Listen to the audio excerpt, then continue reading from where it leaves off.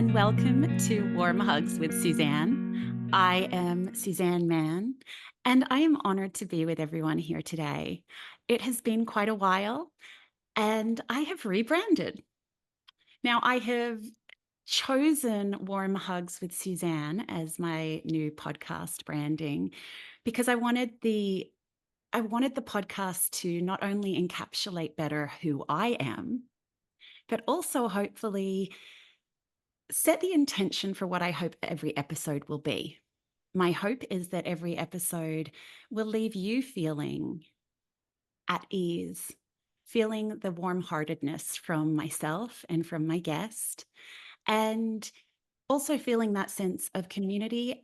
And truly, like you've sat down and had a cup of tea or coffee with myself and my guest, and you've left feeling like you've been embraced by us.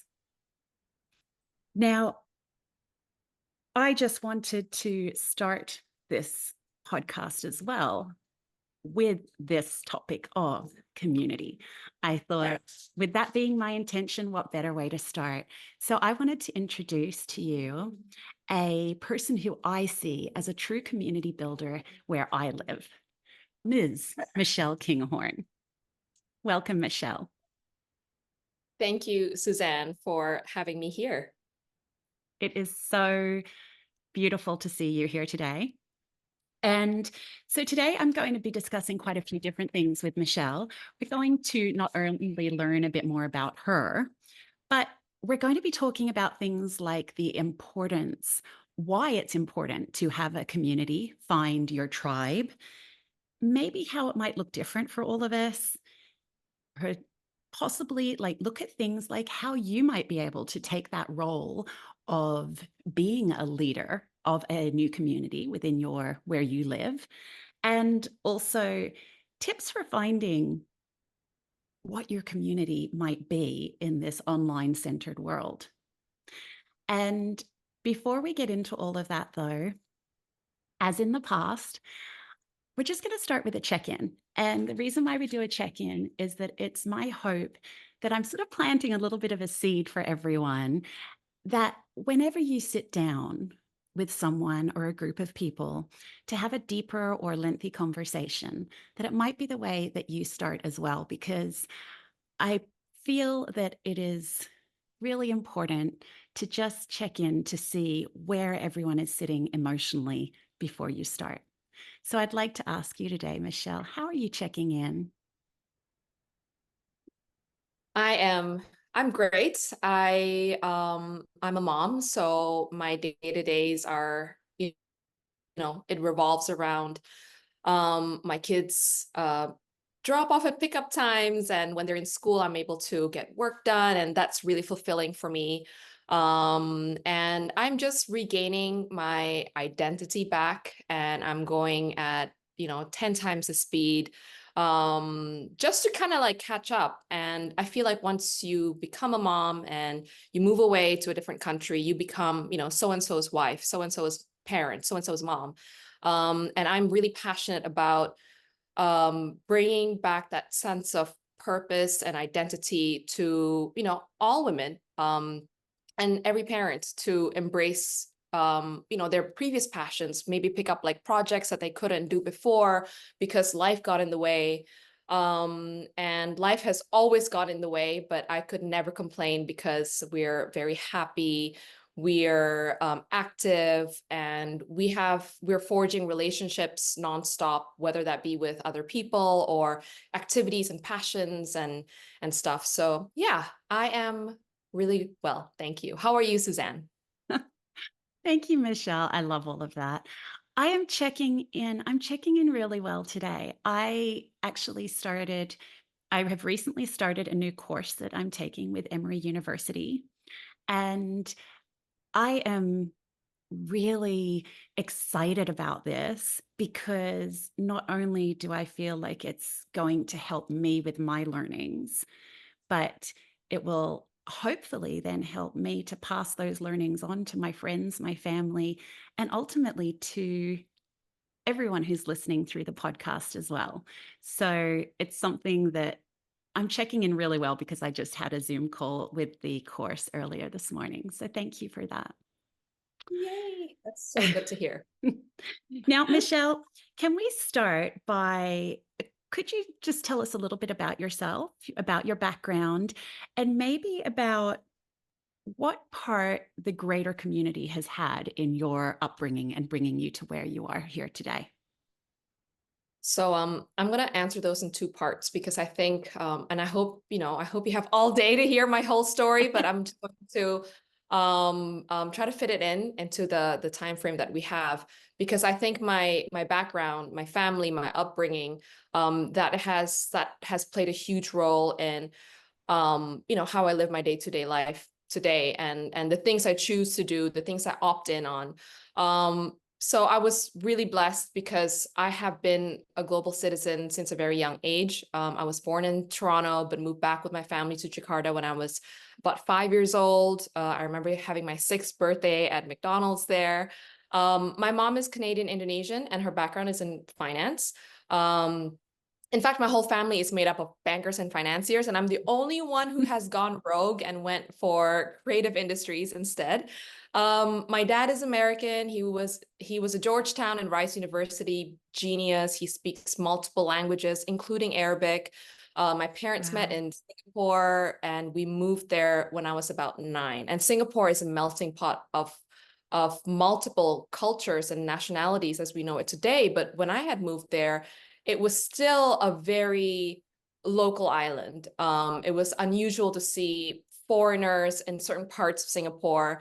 But that move was inevitable because there was the Asian financial crisis in 1996, 1997.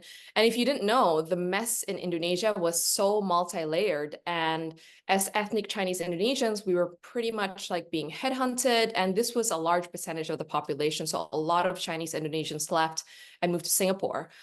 Um, my great grandfather, his family originally came from Guangzhou and they were very affluent. So they brought all their businesses and expanded in Sumatra and Indonesia. Tobacco, tea, plantations, banks, and other ventures that are, I think, really relevant to the Chinese diaspora of the time. But my great grandfather, he was born in Indonesia. We call that Peranakan Chinese, overseas Chinese. So we are like fourth, fifth generation Chinese Indonesians, and we proudly call ourselves Indonesian. But I attended an international school in Singapore. I went to the Singapore American School, and I think I realized that being a global citizen was an advantage. My best friend was South Korean. I dated French boys and SoCal, Southern Californian boy skaters. My teachers hailed from all over the world. And I mean, I really had like the best childhood. And I saw Singapore transform slowly to be the place, the island that it is today. So having Singapore, Jakarta, and Bali as a playground, I mean, it is so multicultural and melting pots in their own right. And it kind of took me, it played a huge part in my education. So it took me away from like the usual North American university experience. And that's where, my mom went to school and my mom went to university in Toronto. My dad was in the States. And that was kind of like the natural course that they would have expected I take. But I wanted to explore. I wanted to go where my parents hadn't been, and I wanted to cause them some grief. But I wanted to be a cultural anthropologist. I wanted to study art history. But my mom, no matter how independent and modern she is still a very Asian mom.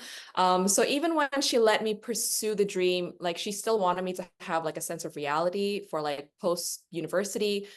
So she did encourage me to learn an industry and like how the business and marketing worked there. So I picked fashion. I moved to Italy, literally the most furthest away I could get from my family, and that's without like saying anything about them. I just wanted to see. I just wanted to pursue my dreams. Yeah. So when I returned to Indonesia after getting a degree in Milan, my mom and I started a joint business venture. And I think this helped us develop a really deep relationship. Until today, we still talk about our experiences together. But we opened a production house. We had several in-house fashion labels. Our best-selling and very successful line was an homage to a tribute to our ancestry. So we created cheongsams or qipao, and they're traditional Chinese female clothing with a modern twist. That was my request. We white labeled, produced for other brands, and it was a huge education for me in terms of planting a foot in the business world. And I think a lot of the things I learned I wouldn't have experienced in college. We organized our own fashion presentations, fashion shows, press conferences, business and distribution production. We used to do casting calls for models. That was so Wow. much fun. Um, and when we started having kids, I have two daughters. We had to sell the business. The demand was too great. The timing was very I think there was a shift at the time as well, when things started to be a lot more online and Instagram was gaining a huge presence, and it was a whole different world. And we're like, you know what, the timing was great. So we sold the business, and we ended up focusing, continuing the company, and focus on branding. So like graphic design, marketing, business strategies, and helping out startups and small businesses take off. Like Um, me. yes. And yeah, like when digital media took off, we took a step back and studied the systems and processes until we knew about it inside out. But the most amazing support are from my friends and my family. And I would aspire to help others find their foothold in the world, whether it is whatever it is they want to express or share or sell or culminate. But yeah, I really do owe it to my friends and family for always being supportive and always, encouraging me and keeping up with the crazy ideas that I have. And yeah, um, Beautiful. the second part of that question was Mhm. the community. Yeah, well, what part your greater community had in your upbringing? I mean, you've obviously mentioned that in terms of your friends and family, Yeah. who you're seeing as your community. Um, so I think I didn't really understand what the word community was. As a young professional, fresh out of college, community for me, the first things that came to mind was a center, a physical place where people Mm, from the neighborhood would like, hey, there's a community pool, there's a community clubhouse, we can do things together.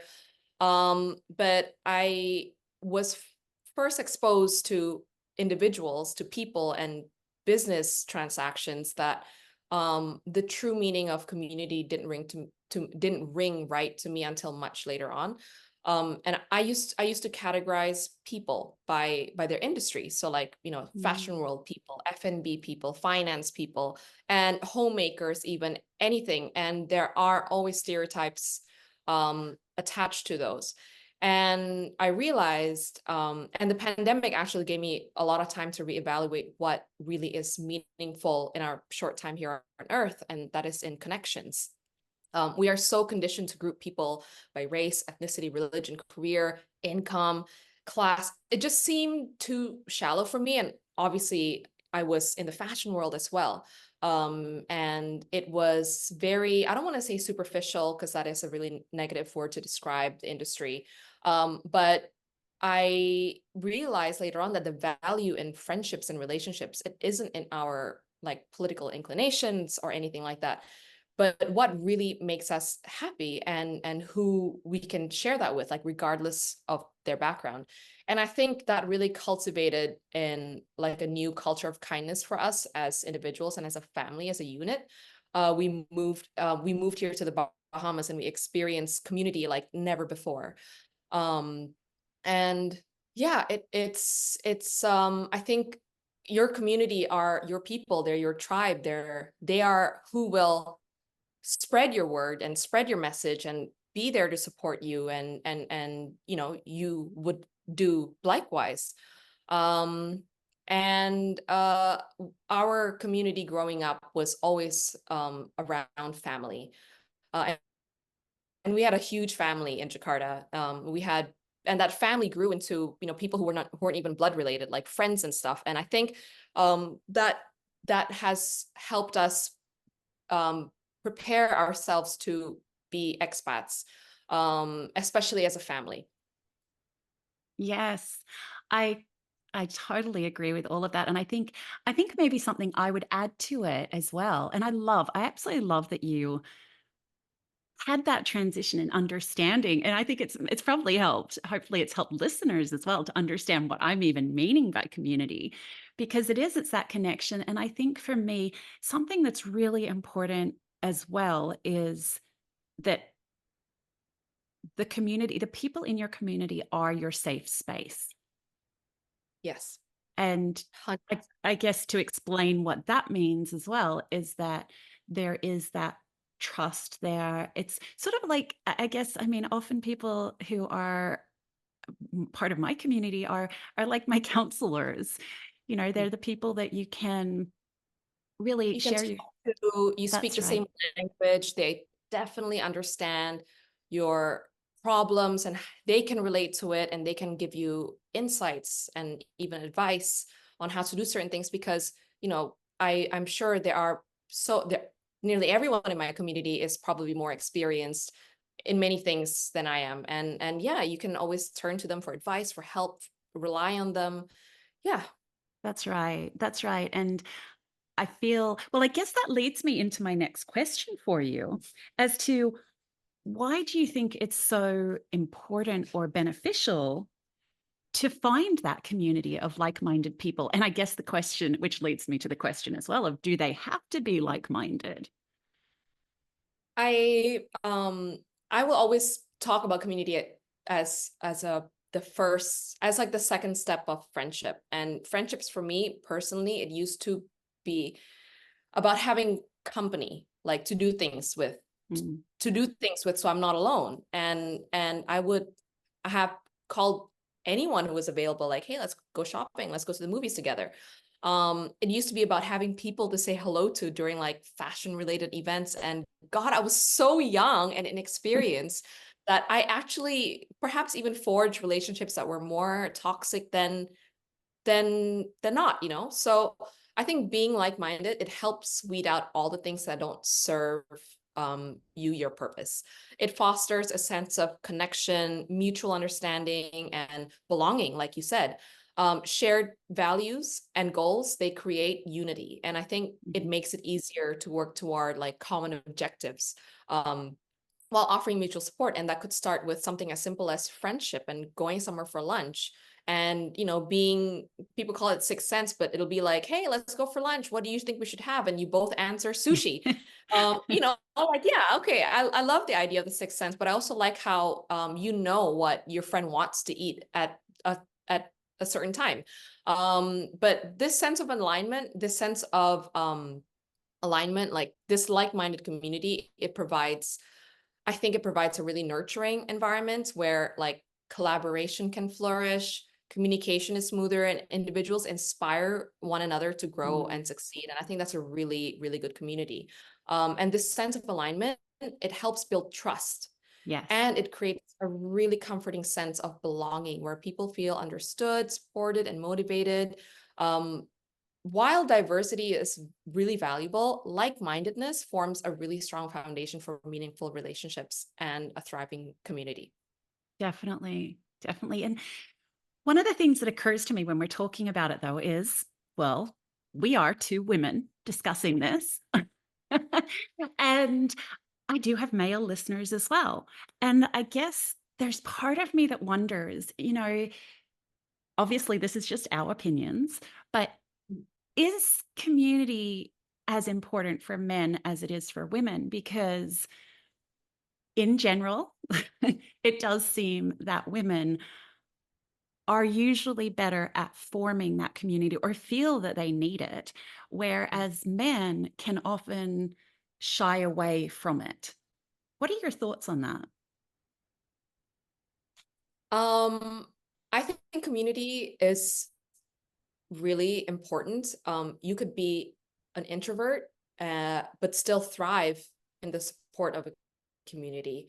And I think that that overcomes any boundary in forging a community. However, I do, in my honest opinion, I think there will always be a differentiation between men and women and how they connect with others. Mhm. And that is from a biological, even a social standpoint. And for example, we definitely cannot expect men to be able to create their own meditation circle or full moon circles and talk openly about sensitive things. My husband, John, like he will never talk about the going ons in his life with his other male friends, um, because it's not a thing that guys do. They're just not built that way. Maybe more, but more likely not than yes. I think they can connect better with each other when, for example, they go on a fishing trip. That's the most, how do I say it, the most obvious one out there, because men, they're, in yin and yang. Men are yang creatures and they thrive on that kind of activity where they could, have a good positive competition and stuff like that. Women as yin creatures, and our natural biology, like our hormonal ecosystems, our ancestral grandmothers all sat in circles around a fire and talked about children, raising children, and making medicine and bringing people together to forage as a group. Like it's in our natural biological construction that it's much easier for us to have a deeper community, um, than men. And that's in my honest Yeah. opinion and through what I've seen. Yeah. Uh, That without saying, I will never disinvite men from certain community gatherings because it's always nice to have, all your friends together. yeah. We have a mahjong club, and that mahjong club is populated with, couples, and we'll have a husband and wife join us on a table, but I cannot guarantee that they won't end up fighting each other. But it's always nice because we listen to music together, we're playing, there's a winner, there are losers, and there's a winning hand, and there's a bit of culture and food and drinks, and that I think it creates a really nice flowing conversation. Mm, But it'll never be as deep as it would be in a women's circle or community. mm. It's really interesting because something that well, I know some of my listeners have actually take part in this, and I may have mentioned it on past podcast episodes, but you made me think about so in Australia, before I left there a few years earlier, I actually started, and it seems strange because again, I am a female, but I started a meditation group. So it was men only getting Okay. together and meditating. And as part of that, though, we actually found a male host. So, and I joined for a few sessions, but then I removed myself because I really did want it to be a men's only gathering. And it really was very interesting because not only from my experience of being in there, but yes, the discussion levels are very different from from when they feel like they're going deep. It can often be very different to the depth that I would have a conversation, but that was no judgment on them at all. I absolutely loved it. I thought it was so brave and courageous of these men to come together and not only to share their stories but to meditate and to take the reins on starting this community, keeping it going, and to this day it's actually still going in Australia. That is So so cool. I know I'm so proud of them. It's a small group of men, but I know from when I speak to them it how much it means to both the the facilitator of the group and to the participants in having that extra community to be able to go to, and knowing that, and as you say, being able to do things like share their wisdom with each other, and just be able to have maybe those conversations that are beyond what you're just going to quickly have as you're going for a run with your mate. Yeah. So I I think we live in a time where men are given a lot more opportunities and space to be vulnerable. And I think for hundreds of years, vulnerability in men was seen as a weakness. mm, And I think being weak is okay. Every so often, you need to just give in to your emotions and let it out, because that is how you grow. And I would love, love to invite men to my full moon circle. which is predominantly just women. And I do try to keep it for just women because, like men only group, there are a lot of inhibitions. Mm, I know women who are afraid to share things because there is a presence of a man in the group. And I'm sure it works the other way as well, that men, when there is a presence of a woman in their circle, that they don't want to be seen as to be weaker. mm, And it could be a really controversial topic, but I think men and women both could really benefit in hearing each other's weaknesses and strengths. I'm in a lot of business mentorship groups, and there's a lot of men and women in there. But because we're solely talking about business, it doesn't mm. help you. It doesn't create that opportunity for you to be vulnerable personally. But yeah, it's definitely a conversation to be had. And if we could create a community for both men and women, I think it'll be really cool. Yeah. Well, I guess that's something I'll put out there to everyone listening or watching today, to let us know your comments as well. Feel free to put it in the chat or send me a message on Instagram or Facebook, and let me know if there's something we've said or that you do or don't agree with, what your input is on it. I'd love to hear as well.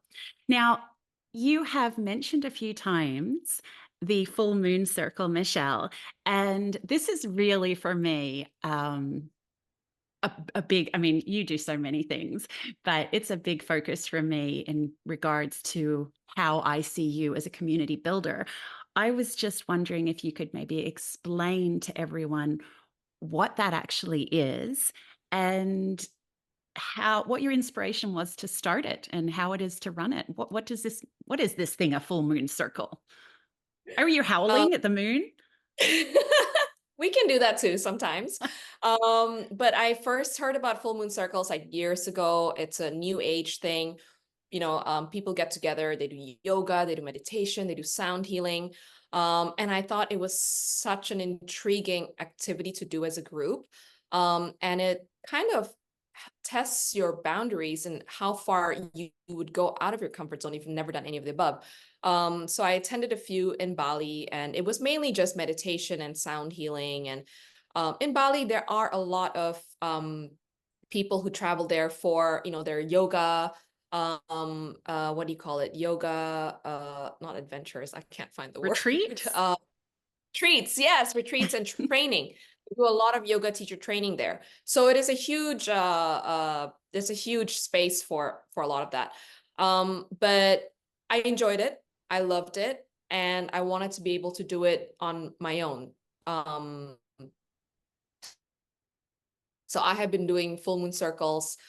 Well, actually just circle, because it started out with just me.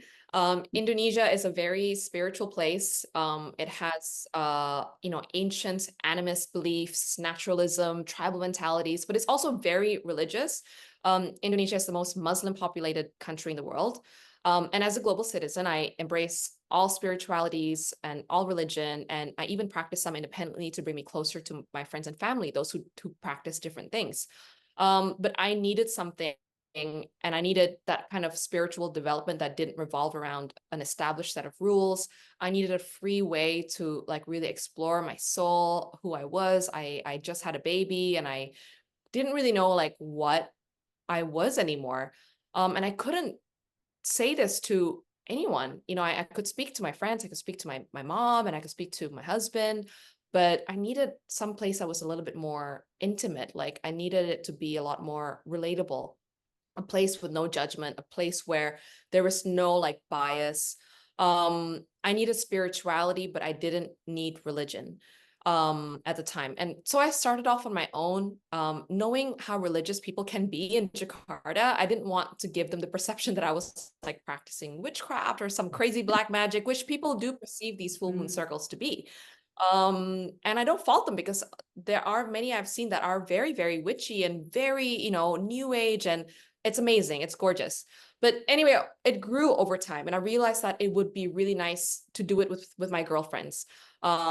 So my first circle was with my brother's girlfriend at the time. We had my cousin and my friend who was a yoga instructor and myself. and the next thing we knew, the circle had grown to 20 people. And during Wow. COVID, at one point, we had about people joining on Zoom. And there was a lot of laughter, there was a lot of tears and sadness and like frustrations that people couldn't express um, to their friends and family because there's like previous knowledge of their issues, and there is always going to be a bias. But we were able to just really open up to each other and talk about our problems without holding back. And people would be dropping advice and insights and their previous experience with no inhibition either. They're like, I don't know who you are. You don't know who I am. We may not be friends in real life, but if I see you at the supermarket next, I'm going to be like, hey, how are you? How are you? And just checking in. And I thought that was beautiful. And I realized it was a much needed platform. And enter our move to the Bahamas, the farewell full moon circle we had in Jakarta on Zoom. It was full of tears. And I was sure that I could recreate something like that here because that need to just unload, it's in everyone. And people unload differently. We used to go out partying, we'll just go to a club to like, I don't know, sunrise the next day. We unload through like eating. But if we could unload with like-minded people who have sage words of advice that they can share with you, who maybe they heard it from somebody else. I think it was a much needed platform for sure, especially during the pandemic. Um, it was for women to meet other women out of their neighborhoods, out of their work environment, out of like school life and their everyday rush. It was really necessary for us to feel connected to nature and ourselves, especially during the pandemic. And I think it was the medicine we needed. During lockdown, we had to limit ourselves to like 15 people and also do things outdoors. We had a 9 o'clock curfew to work with, but that all has changed. We still continue our circles outdoors, and I think that's a difficulty that we do run into because, force majeure, you just never know what the weather is going to be like. Um, but yeah, I think it was people joined today because they just needed a group of strangers to tell them what to do and not to do. So it has evolved beyond the spirituality. We do a lot of arts and crafts together. We'll do a lot of check-ins. We'll bring food together, like a little potluck. And I think it's a really nice circle to join if you haven't before. Mm. And I can put my hand up to say that I have been to Michelle's Circle. I haven't been many times. I was actually planning on going last week, except it was one of those days where there was a torrential downpour. And so it had to be cancelled. Now, one of the things that I love about it being, well, one of the things with the full moon is that it makes it easy to ensure that it's on every month. So, Yeah.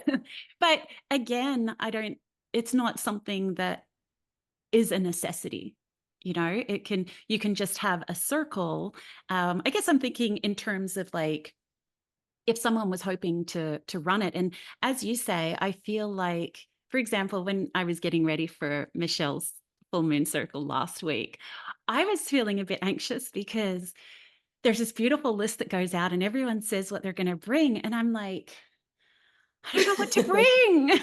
And so I was messaging Michelle and I'm saying, I don't really have any food and it's not really for dinner and I don't have any crystals. And I just got such a beautiful, loving response from Michelle as well, saying, take a breath. It's okay. It's okay to just bring yourself. And also that why you leave it open to bringing things as well is because that's the way that some people show their love or how they want to come to meet community is that they feel like it's nice for them to bring something, but it's not necessarily a pressure as well. So I just thought that that was a really beautiful way that Michelle had explained that to me. I don't know, Suzanne, I'm sure you've heard about like the languages of love. Yes. And some of those are um I think like touch or um the Gift giving. gift giving and Yes. stuff. And I know that a lot of people express really differently, and it's back to the whole community again and how you can keep it authentic, is to be able to give people what they need from the circle. So I do incorporate a lot of like love language, a lot of a lot of other like similar things like that into the circle, just so that everyone who comes are seen, that they're able to hold a spotlight for a bit, that they're able to talk about their passions. And when you give someone space like that, it it kind of subconsciously trains them to do the same for others. Mhm. And in a crazy world like we live in today, I think that's really, really necessary to be mindful about who you are, but also about other people and their space. Yes, definitely. And one thing I really enjoyed about hearing your story as well, which I guess I'm hoping is an inspiration for others out there who might be hearing this and thinking, hey, I'd like to start a community, is how you did just start from yourself and you started small. And, very quickly the word can spread. And sometimes you actually need to, I don't know, you might actually feel like you need to put a boundary on it, even to say, hey, we're not getting what we need out of it anymore because it's grown too large. Obviously, that's something to think about down the track, though. But the other thing that I'm very aware of is I'm thinking that we might have a lot of listeners out there that are like, I so want to join Michelle's circle, but I don't live in the Bahamas. And, or there might be people who are thinking, I really want to join a community, but I don't know how. Like it's hard enough to date these days. How do you or how do you join a community? And especially with everything being so online, are there online communities or what's your take on how people can better search for their community or their tribe wherever they are in the world? Um, I think it's safe to say that if you go online, you can go on Facebook or go on Google, you can just like type, let's say, a knitting group, for example. Mm. And there's going to be a selection that you can choose from in many different ways as well. It could be an online forum, a chat forum, for example, or it could just be a Facebook page where people just share what they do, and or it could be like a learning circle, like a domestica, for example, where you can just join and then you can learn something and then perhaps you can meet other people as well. But I think we live so well behind the shield of this online persona that we, like WhatsApp chats, Facebook groups, especially when it comes to like commenting on Instagram and everything, working in the digital marketing world, this is like what we have to contend with, and that's authenticity. Like, how real are you really? And your voice, does it translate into the captions that you write, into the comments you post? When people see you in real life, do you match your profile picture? Meetups are really, I think like physical meetups are really important, like group meetups. And I think that goes back to like your geolocation. Where are you in the world? Do people meet up? Do people do these things together? You cannot find a beach walk community if you live in the mountains, for example. And I think it just helps for you to be out there. And I think if you meet someone within a certain community, such as your work community or your neighborhood, for example, your neighbors, a lot of people are introverts, but I think it helps to just reach out and be like, hey, do you want to go to the pool together? Do you want to grab a coffee and just learn more about what is happening around you? I think I think there's a lot of options out there for communities, and it really depends what you like. I do like to find my communities online and see if I can find anyone physically where I live who are similar like that. There's a group I joined when it was still like, I think, 20,000 followers, but it's over 1.5 million followers now. And that's the the Dull Men's Club on Facebook. And all people do, it's called the Dull Men's Club. They also have a Dull Women's Club, but the Dull Men's Club is Okay. amazing. And there's women there as well. But they talk about the dull things in life that they really enjoy. And there is a culture behind how to post certain things. And it'll be like, has anyone ever wondered about um there's it's insane how dull a lot of the dull people really are, and it's amazing. Like, I feel so seen. There are comments of people saying, hey, how do you like boil your noodles? simple things like that, it masks itself in such a way that you don't really see how big it actually is. Wow. Um, but yeah, you should check it out. It's really, really fun to be there. And it's a really generic group. So it may be very targeted, but anyone can relate to it. And I think that's really important when it comes to building communities, that you listen to what the people want and you give them the space for that. Um, yeah. I mean, I there has to be a book club where you live. So that's a starting point as well. That's right. That's right. And I actually it's interesting because even when you were talking about that, I was thinking, wow, actually, I have a friend who I follow on Instagram and she loves brooches. And they meet up and they've got a brooch community. I think definitely like looking at your hobbies, looking at the things you love, doing searches for those, even things like, anyone who follows me would know that I sometimes I write a bit of poetry. And so I might, for example, do that on Twitter. And I mean, obviously, with all of these communities, you need to be very aware, and conscious of your boundaries. I I limit my interaction with people that I don't know. But at the same time, it's a really nice way for me to put my art out there without feeling any judgment. And in a way, it's sort of nice because I feel like because they don't know me, I'm able to be more free.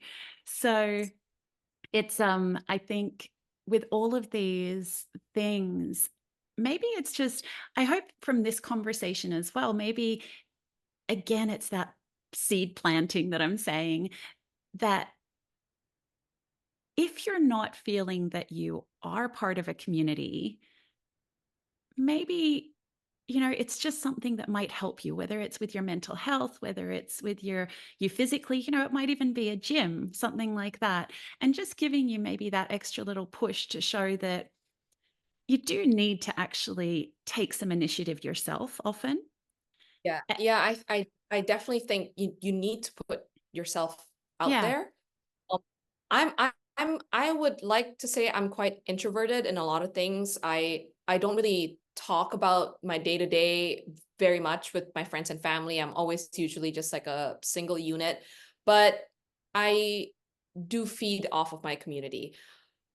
I love hearing from them. Even if it's just like, hey guys, the weather's really nice today. What's everyone doing? Just something simple like that. When someone sends that, it makes me feel so happy to know that, hey, somebody's taking the time to do this. And I think putting yourself out there is a risk that you take, mhm, but the return is massive.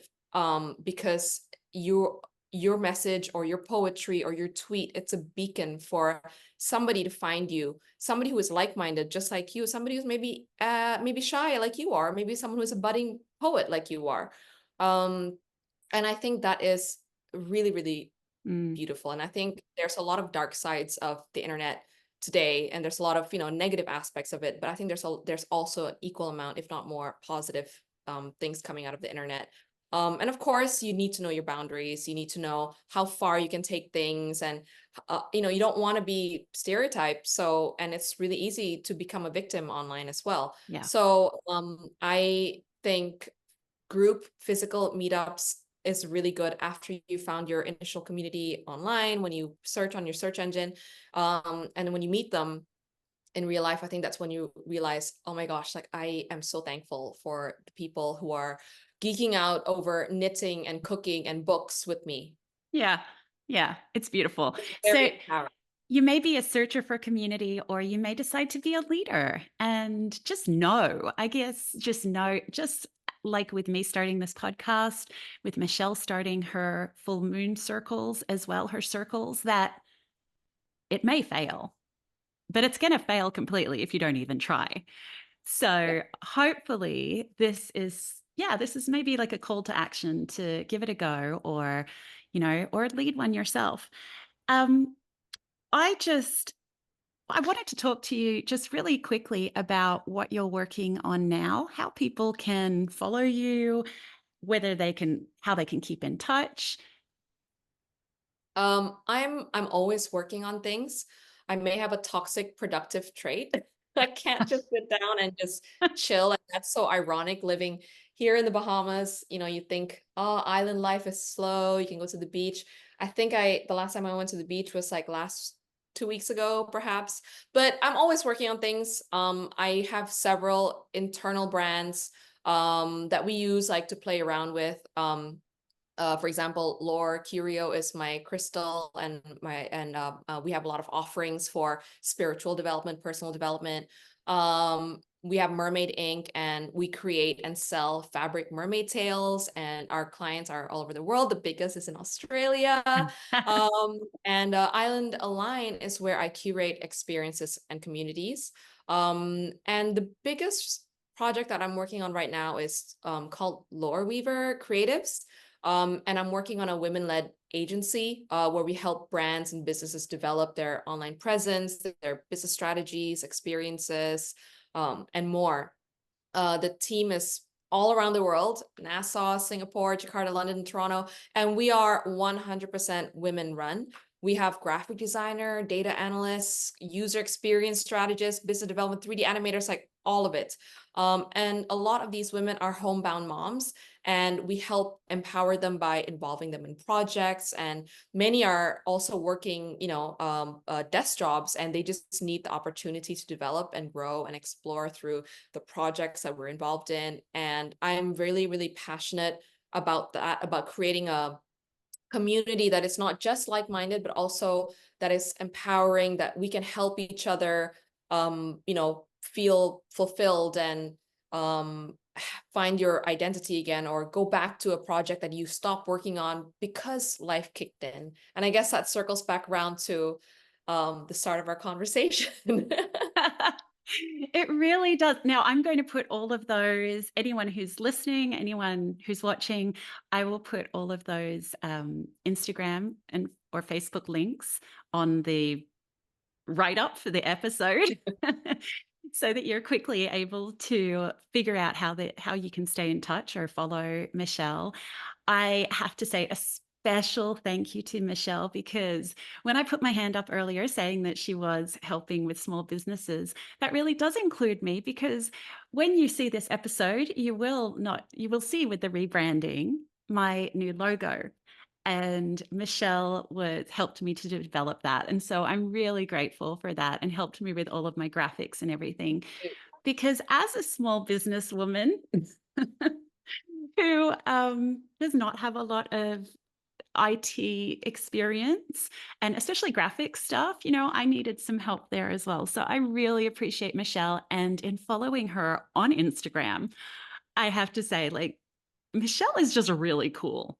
If you haven't already figured that out from looking behind her there at her house, at her outfit, Michelle is really cool and has really cool ideas as well. She has the best little reels that she puts out. I really enjoy them. They so often bring a smile to my face. So I'm so grateful to have you here. And I'm really grateful to everyone who has listened, who has joined us in community today. Hopefully, you are leaving us feeling like you have had warm hugs with Michelle and Suzanne. Thank you for being here. Please, I would love it if you would like, subscribe, comment, tell your friends, tell your family, tell your school. And I look forward to seeing you and having you listen next time. Thank you so much, Michelle. Thank you, everyone. Thank Bye you, bye. Suzanne.